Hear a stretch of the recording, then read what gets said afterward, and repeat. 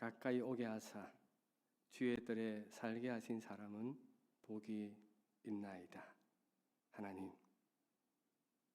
이 말씀이 오늘 여기에서 우리에게 이루어지게 하실 줄로 확신합니다. 주께서 보시고 택한 백성들이오니 오 하나님, 우리의 연약함을 받으시고 하나님 홀로 영광 받으시는 예배되게 하옵소서. 예수님 이름으로 기도드렸습니다. 아멘.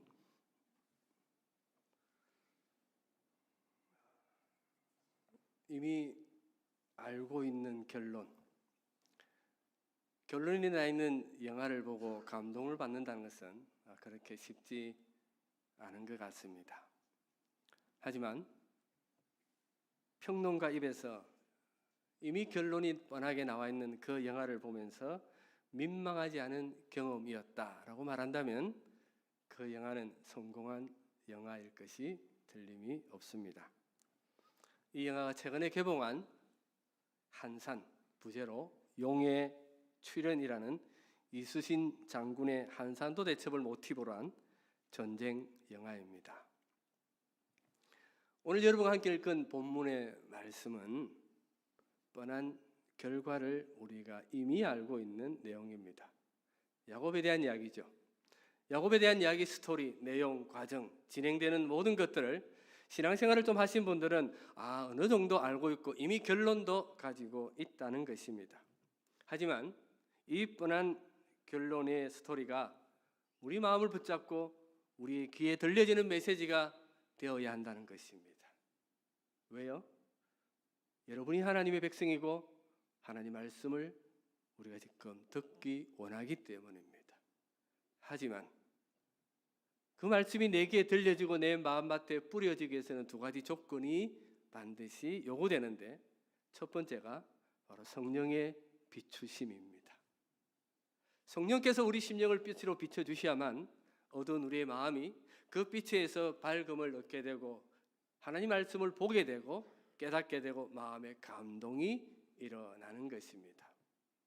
하나님의 성령이 우리 삶 가운데 비추신다, 임재하심은 우리가 어떻게 확인할 수 있습니까?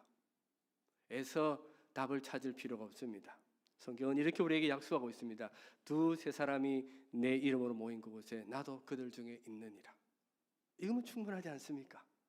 하나님이 여기에 계시고 그 계신다면 하나님 팔짱 끼고 구석에 앉아 계실 것도 아니고 여기에 하나님의 영광이 가득 찼다면 분명 그 하나님의 놀라운 약속과 은혜가 여기에 약속되었다는 사실입니다. 그런데 한 가지 더 필요합니다. 하나님의 성령이 계시고 부어주시고 깨닫게 함에도 불구하고 메시지가 내 귀에 들리고 내 마음밭에 들려지기 위해서는 바로 말씀을 듣는 우리의 마음이 사모함으로 갈급해야 되고 요구해야 된다는 것입니다. 누가 이길까요?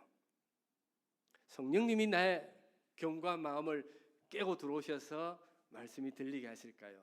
아니면 성령님은 내 고집에 물러나실까요? 여러분이 경험을 한번 잘 떠올려 보십시오. 누가 이길 것 같습니까? 일반적으로 우리가 이깁니다. 성령은 강압적으로, 폭력적으로, 혁명적으로 우리 가슴에 쳐들어오셔서 깨트리고 우리를 거꾸로 때리는 일을 하지 않으십니다.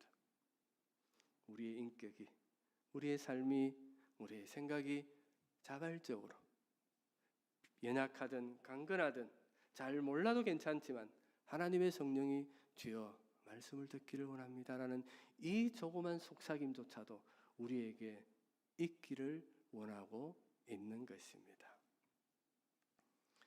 바로 이와 같은 요소들이 있을 때 우리는 성경을 들으면서 내가 지금까지 뻔히 알고 있는 결론의 말씀을 들어보니 내가 그것을 놓치면서 살았구나, 그렇구나 라는 것을 우리 심령 속에 하나님께서 은혜의 꽃을 피우듯이 매 시간마다 피워 나가실 줄로 확신합니다. 그럼에도 불구하고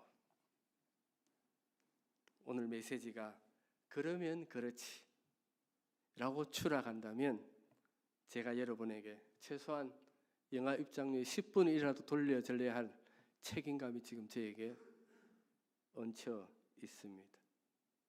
자, 그러면 오늘 이미 알고 있는 결과를 우리가 가지고 본문으로 들어가 봅시다. 야곱은 우리가 잘 아는 믿음의 사람이죠. 야곱은 유별스럽게도 하나님만이 주실 수 있는 복에 대해서 쌍둥이 형인 에서보다는 대단한 열심을 가지고 있었습니다. 그가 하나님의 복을 구하는 모습에 있어서는 어떤 때는 계획성을 넘었습니다. 얼마나 하나님의 복을 받고 싶은지 그는 심지어 아버지를 속이죠. 죽을 각오하고 아버지를 속입니다. 그것이 정당한 방법이다? 아닙니다. 부당한 방법이었고 잘못된 방법이었습니다. 그러나 야곱은 그 수단을 사용해서 아버지로부터 장자에게 주는 축복권을 따냅니다.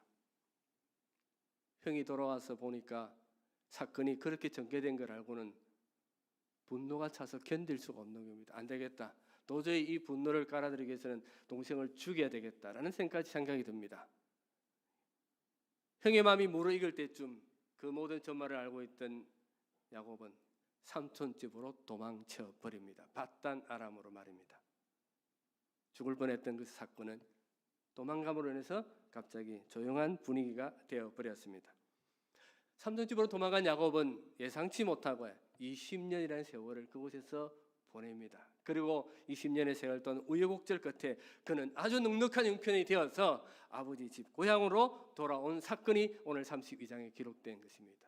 우리가 다 읽지는 않았지만 한 부분, 마지막 부분을 읽은 본문입니다. 고향으로 돌아오는 길에 야곱은 놀라운 사건을 만나게 됩니다. 1절과 이제 이렇게 기록이 되어 있습니다. 야곱이 길을 가는데 하나님의 사자들이 그를 만난지라. 야곱이 그를 볼 때 이르기를 이는 하나님의 군대라고 그 땅 이름을 마하나임이라 하였더라.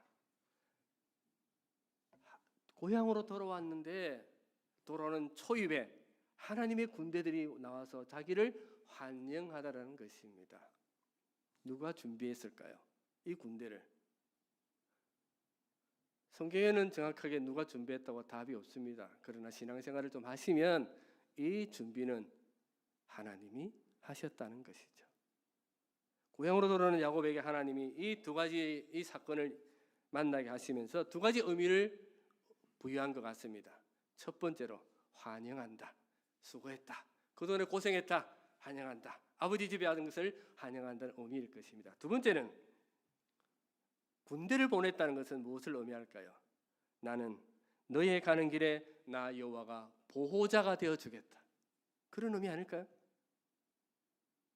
내가 너의 보호자가 되어줄 것이고 앞으로 너의 삶도 나 하나님과는 무관한 삶이 되지 않을 것이고 하나님과 동떨어진 인생이 너는 될 수 없다는 것을 이 마하나임이라는 군대, 하나님의 군대를 보게 하셨다는 사실입니다.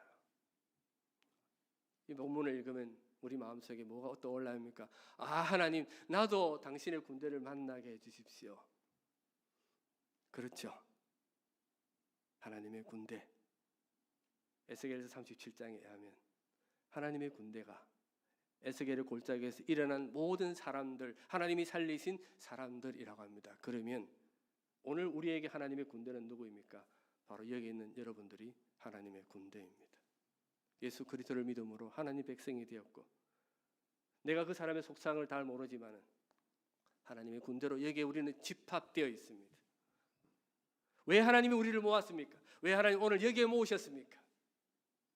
여러분을 통해서, 우리를 통해서 지난 한 주간 동안 버텨온다고 살아온다고 수고했단다. 내가 너를 오늘 여기 불렀으니 그리고 너가 끌려왔으니 내가 너를 새롭게 할 것이다. 아들들아, 딸들아, 오늘 드리는 예배가 헛된 것이 아니란다. 너가 오고 싶어 온 것이 아니란다. 내가 너의 마음을 감동시켰고 너를 떠밀어서 어떤 환경 속에서든지 내가 너를 새롭게 하기 위해서 은혜 주기 위해서 오늘 여기에 끌고 왔단다. 그거를 알아야 된단다. 바로 이것이 하나님의 군대로 여기 있는 우리 모두의 하나님의 붙잡으심의 결과인 줄로 확신합니다. 야곱이 얼마나 기뻤을까요? 고향에 탁 들어오니 군대들과 맞이하죠. 집은 가까워집니다. 그런데 야곱이 웃고 그 길을 걸어갈 수가 없었다고 성경은 말을 합니다. 그는 너무 기뻤지만 그의 마음속에 누르는 두려움과 불안감이 떠나지를 않았습니다. 왜요? 그의 마음속에 걸림돌이 있었습니다. 바로 형 에서였습니다. 에서가 걸림돌인 것입니다. 20년 전에 가나안에서 살아갈 때는 장자의 축복을 차지하기 위해서 물불 가리지 않았던 요셉입니다. 그렇지 않습니까? 그런데 이제 20년이 지난 후에 돌아오면서 뭐가 그의 마음에 이 형이 그렇게 걸렸을까요? 우리 속된 말로 20년 정도 지나면 강산이 2번 변했고 뭐 남자가 쪼잔하게 그것 가지고 이렇게 할 수 있지 않습니까? 그런데 야곱은 그것이 쪼잔한 이야기가 아니었습니다. 그냥 웃고 지나갈 과거의 이야기가 아니었다는 것입니다. 그래서 그는 32장 11절에 이렇게 그의 마음을 토로합니다. 내가 그를 두려워하면 그가 와서 나와 내 처들을 칠까 겁이 나기 때문이다. 겁이 잔뜩 먹었죠. 마음이 긴장이 되고 쫄였습니다. 왜 야곱은 형 에서가 자기를 그렇게 치고 죽일 것이라고 생각했을까요? 왜 그랬을까요? 이유는 아마 이런 것일 것입니다. 야곱은 하란에서 20년 동안 바단 아람에서 20년 동안 삼촌과 살면서 그는 온갖 수모를 다 당했습니다. 그가 처음에 갔을 때는 삼촌이었습니다. 그런데 불과 얼마 지나자 삼촌이 장인이 되어버렸습니다. 자, 여러분 생각해 보십시오. 삼촌일 때는 편했는데 장인이 되면 편할까요? 불편할까요?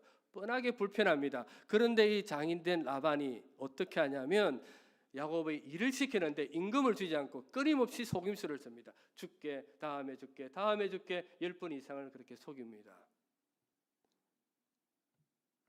야곱이 말은 못하고 장인어른이니까 그 속임수에 당하다 보니까 마음에 분노가 생긴 겁니다. 그걸 알은 겁니다. 20년의 시간 동안 장인에게 속았던 그 분노, 이 분노는 결국은 인간이기 때문에 어쩔 수 없이 복수하고야 말겠다는 생각이 들 수밖에 없구나 라는 것을 20년 후에 돌아오면서 에서의 마음을 그때야 이해하게 되는 것입니다. 여러분, 우리 삶이란 그렇지 않습니까? 삶에 대한 이해와 반성은 책으로 배우는 게 아니지 않습니까? 경험을 해야 합니다. 경험으로 배우는 것이 반성으로 나타나는 것입니다. 그러면 이 야곱의 입장은 지금 우리가 알고 있듯이 일반 사람의 입장이 아닙니다. 그렇지 않습니까? 누구의 입장입니까? 하나님 백성, 신자된 우리의 입장입니다. 우리도 이런 문제를 당하면 신자도 인간이지 않느냐? 맞습니다. 신자도 얼마든지 인간이고 인간다운 모습 냄새를 풍길 수 있습니다. 그러나 성경이 보여주고 싶은 것은, 우리에게 요구하는 것은 신자도 인간이지만은 그 인간의 경계선을 넘어갈 수 있는 사람이 신자다라는 것입니다. 그 경계선을 넘는 방법이 뭡니까? 이 고통, 이 문제, 이 어려움 앞에서 하나님은 나에게 무엇을 요구하시는가? 바로 그것이 경계선을 넘는 힘이라고, 믿음이라고 요구합니다. 그래서 우리는 믿음의 사람이라고 부름을 받는 겁니다. 여러분이 생각하는 믿음은 무엇일까요? 믿음은 하나님이 계신 것을 믿습니다. 맞습니다. 하나님이 계신 것을 믿는 것도 믿음입니다. 그러나 성경이 요구하는 진정한 믿음은 하나님이 계십니다 자체에서 끝나는 것이 아니라 그 계신 하나님을 신뢰하는 삶으로까지 나가는 것을 믿음이라고 이야기하고 있습니다. 하나님을 신뢰하는 것은 그래서 추상적이지 않습니다. 여러분, 추상적이란 그 말은 형태를, 정의를 내릴 수 없다는 그 말입니다. 다른 표현을 하면 내가 깨달은 삶이 아니고 주입된, 공부를 통해서 그냥 들어온, 외워진 삶이 추상적인 삶입니다. 그러나 성경은 우리에게 믿음을 말할 때 추상적인 것을 요구하지 않고 구체적이고 실제적이며 인격적인 삶을 요구하는 것입니다. 야곱의 인생이 그것을 분명하게 보여주고 있습니다. 앞서서 말씀드린 것처럼 야곱은 장인에게 속는 것을 밥 먹듯이 했습니다. 그것뿐만 아니었습니다. 처남들도 무시했고 멸시했습니다. 그런데 하나님이 야곱을 붙잡고 있다는 것은 성경이 분명히 보여주는 부인할 수 없는 사실 아닙니까? 하나님이 그의 인생을 붙잡고 있다면 장인의 속임수, 처남들의 멸시와 무시 정도는 하나님이 다 덮어주시거나 해결해 주실 수 있잖아요. 그렇지 않나요? 그게 우리가 바라는 답 아닙니까? 우리가 만들어내고 싶어하는 정답 아닙니까? 그런데 하나님은 그렇게 해결하지 않더라는 것입니다. 왜요? 왜 하나님은 야곱을 붙들고 20년 동안 고생하게 만드셨습니까? 바로 그것은 하나님께서 그의 인생 20년이라는 시간 동안 허락한 그 시간이 억울함과 원망과 고생의 시간이 아니라 야곱의 인격이 자라나게 하는 훈련의 시간으로 하나님이 허락하셨기 때문입니다. 우리는 우리의 인생을 생각할 때 내 생각대로 내 계획대로 풀리지 않는다고 느낄 때 여러분 어떻게 하십니까? 여러분 오늘 앞서서 말씀드렸지만 예배로 오신 것은 여러분 생각이 잘 풀려서 여기 오신 겁니까? 아니면 습관으로 오신 것입니까? 아무튼 어떤 이유든 아무런 상관이 없습니다. 여러분의 인생에 문제가 생길 때 여러분 어떻게 생각하십니까? 내가 왜 이런 고생을 해야 되나? 여러분 그런 것이 우리 쉽게 만들어낼 수 있는 답이죠. 그러나 우리가 생각하는 고생한 것은 하나님의 입장에서 보고 성경에서 말씀하시기를 그 시간은 억울하게 손해본 시간이 아니라는 것입니다. 그 억울하게 손해보는 것 같은 시간이 하나님이 내 영혼 속에서 일하시는 하나님의 시간이고 하나님의 열심이라는 것입니다.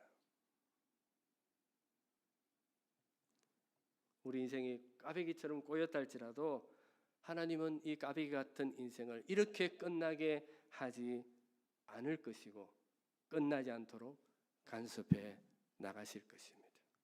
이걸 믿는 겁니다. 이게 믿음이에요.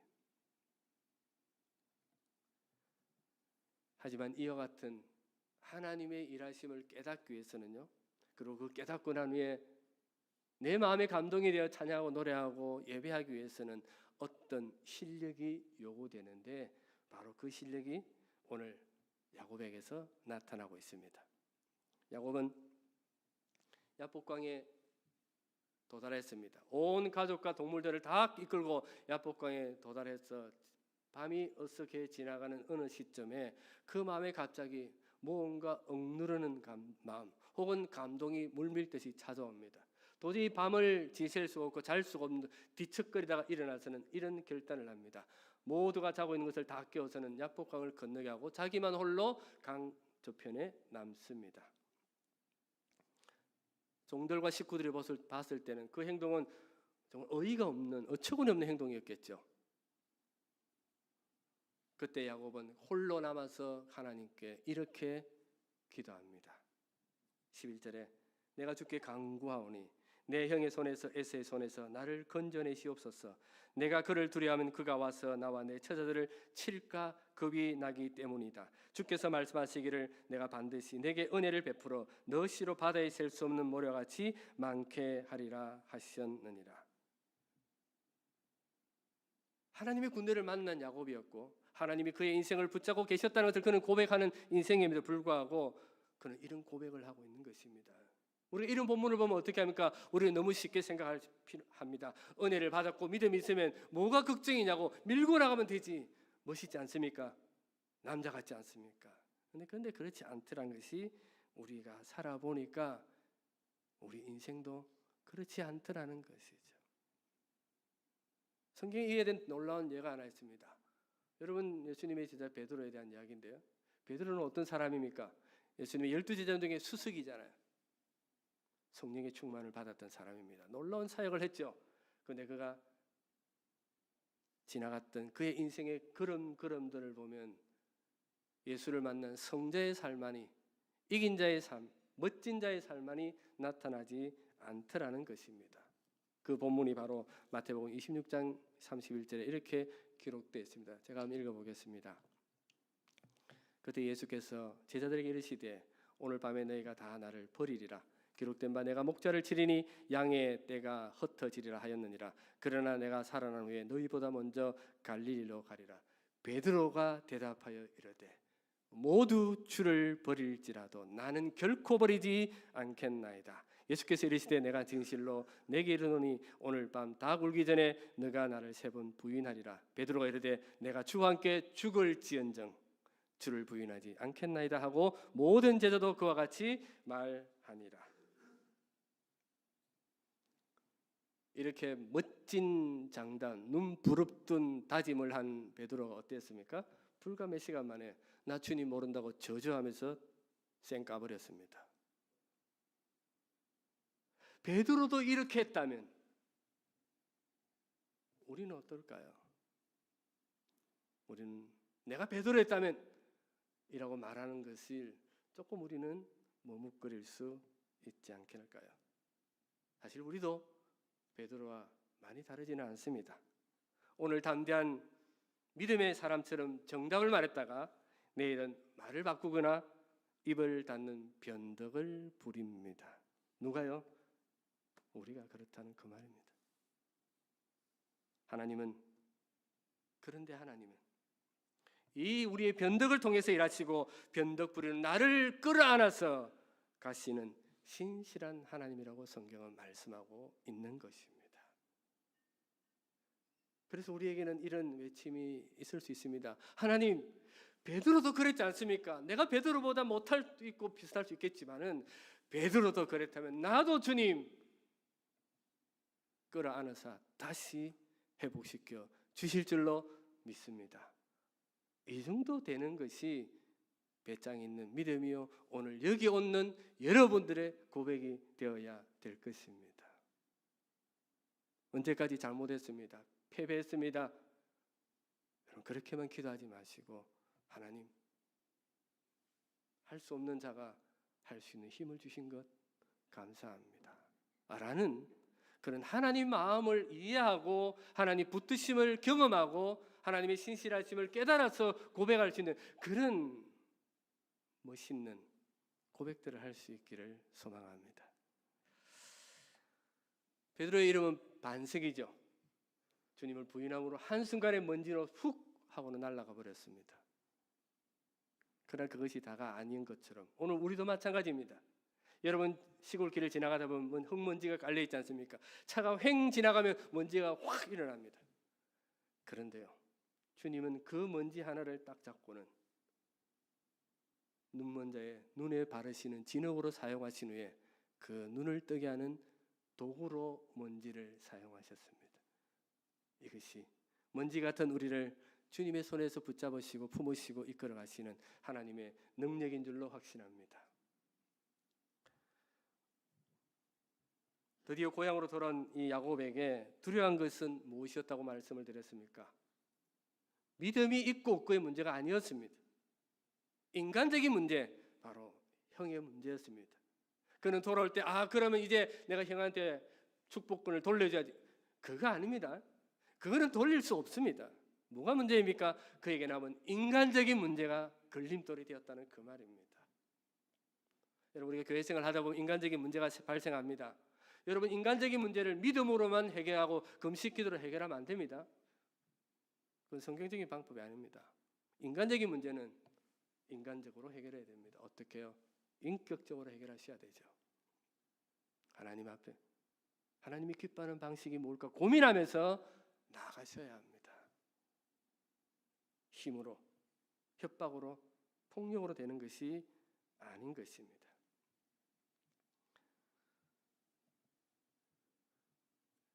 이렇게 몸부림치는 것이 바로 믿음으로 단단해져가는 인생에 요구되는 과정입니다. 여러분 신앙생활 하면서 우리가 얼마나 후회하고 반성을 많이 합니까? 이런 것 때문에 후회하고 저런 것 때문에 반성합니다. 그러나 반성과 후회되는 언제나 찾아오는 것이 있는데 그게 무엇일까요? 많이 할 수 있는 결심과 시간과 행동이 우리에게 요구된다고 그리고 주어져 있다는 것입니다. 많이 할 수 있습니다. 얼마든지 할 수 있는데 우리는 만회를 부끄러워 못하거나 그것은 내 일이 아니라고 생각한다면 그것은 잘못된 결정이 되는 것입니다. 야곱은 이 고난과 이 어려움들을 어떻게 해결합니까? 다 보내고 난 뒤에 그는 혼자서 딱 남아서 내가 이 아픔, 이 고통을 어떻게 해결할까? 고민하다가 뭐합니까? 하나님 외에는 방법이 없구나 라고 해서 하나님께 엎드려 기도합니다. 그런데 재미있는 것은 그의 기도가 독특하죠. 성경에 하면 환상으로 시작하는 것 같습니다. 그런데 본문을 자세히 보면 환상인지 현실인지 왔다 갔다 합니다. 어떤 사람이 나타나는데 그와 실험합니다. 그건 환상 같아요. 땀을 뻘뻘 흘리면서 기도하면 싸우는 것은 또 현실 같아요. 그런데 결과적으로 보니까 완전한 현실입니다. 뭡니까? 이 사람이 실험하다가 야곱의 환도뼈를 쳤다는 것입니다. 야곱이 환도뼈를 치니까 야곱이 얼마나 고통스러웠겠습니까? 오늘 말하면 이 환도뼈는 고관절입니다.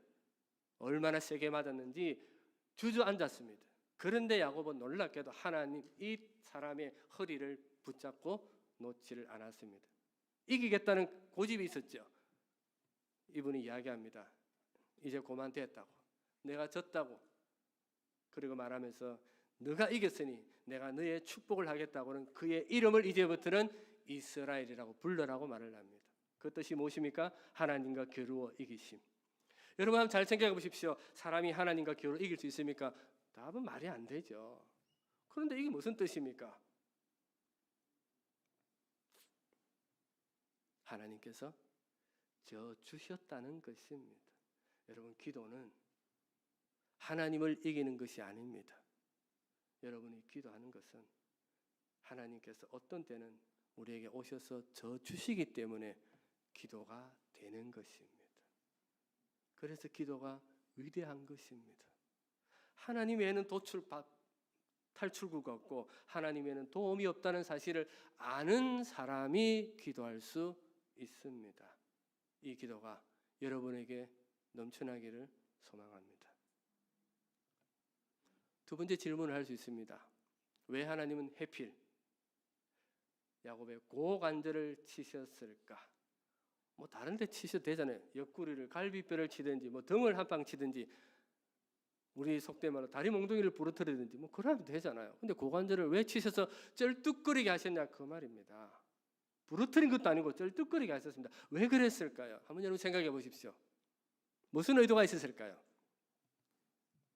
그것은 앞으로 야곱이 가야 할 길이 그런 길이라는 것입니다.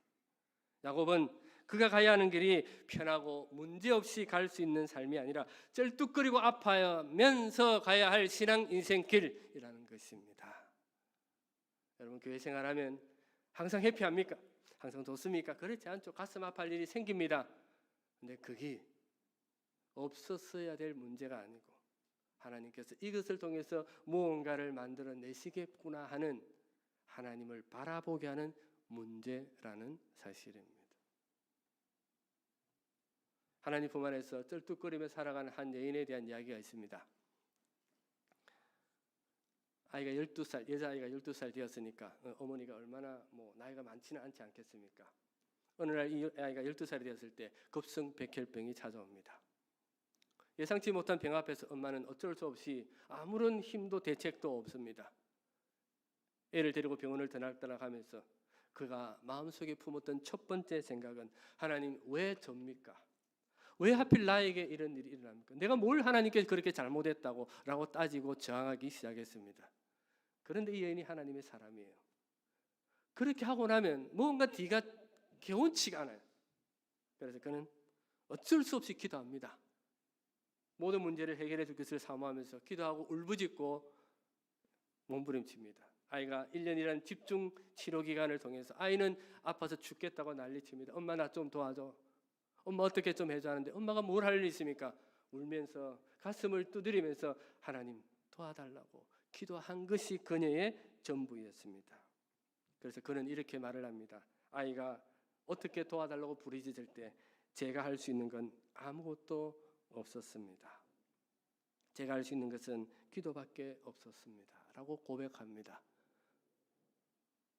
그리고 아이가 병실에 내려와서 안정을 취할 때 엄마는 아이 옆에서 손을 잡고 다독거리며 이야기합니다. 딸아, 힘들지.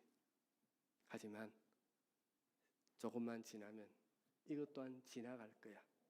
그리고 그 지나간 안에 우리 언젠가는 이야기하겠지. 웃으면서 그때 이런 일은 있었지 않았니? 라고 엄마는 그 딸을 위로하면서 찬송을 부릅니다. 그 찬송의 내용이 이렇습니다.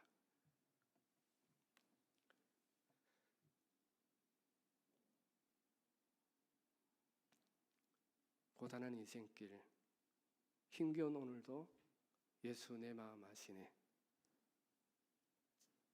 지나간 아픔도 마주할 세상도 예수 내 마음 아시네. 믿음의 눈들어 주를 보라. 이 또한 지나가리라. 주어진 내 삶의 시간 속에 주의 뜻 알게 하소서. 그 찬송을 부를 때 그 마음이 어땠을까? 로안 윌리엄스라는 목사님은 기도란 인간성의 자라남이라고 정의를 내립니다. 인간성의 자라남이란 것은 인격의 자라남입니다.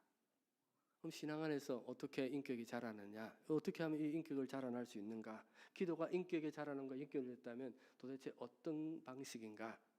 바로 그것은 우리가 알고 있는 하나님의 약속, 하나님의 신실하심에 변덕스럽고 고집스러운 내 마음과 내 주장을 묶어버리는 연습입니다. 이 묶는 연습이 기도입니다. 내 할 말 하나님께 다 토해내고 하나님 알아서 하십시오. 그건 기도가 아닐 수 있습니다. 물론 저항의 기도라는 제목을 붙일 수 있겠지만 진실한 기도는 그 저항이 건너고 난 후에 하나님의 뜻에 내 마음을 묶는 것입니다. 그곳에서 바로 멋짐이라는 것이 나오게 되는 것이죠.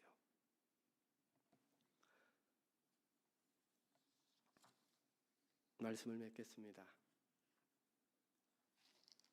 야고보의 스토리에서 우리는 뻔한 이야기, 뻔한 전개 방식, 이 무엇인가를 이미 알고 있습니다. 그 뻔한 결론이 무엇이었습니까? 하나님은 우리를 품에 안으사 안고 계신 분이다. 하나님은 나를 놓치지 않고 외면하지도 않으시고 날마다 은혜 주시기를 기뻐하시는 하나님이시라는 것입니다. 이 뻔한 결과가, 이 뻔한 정답이 여러분의 마음의 믿음의 고백이 되고 노래가, 찬양이, 기쁨이, 기도가 될 수 있기를 소망합니다. 기도하겠습니다. 하나님, 우리를 품으사 만지시고 우리의 고집을 꺾으사 그 가운데 항복의 마음이 놓도록 인도하시는 하나님을 찬양합니다. 주님, 우리가 부리는 변덕을 용서하시고 시간 속에 이 변덕이 하나님을 신뢰하는 믿음으로 무럭무럭 자랄 수 있도록 은혜 내려 주옵소서. 예수님 이름으로 기도드렸습니다.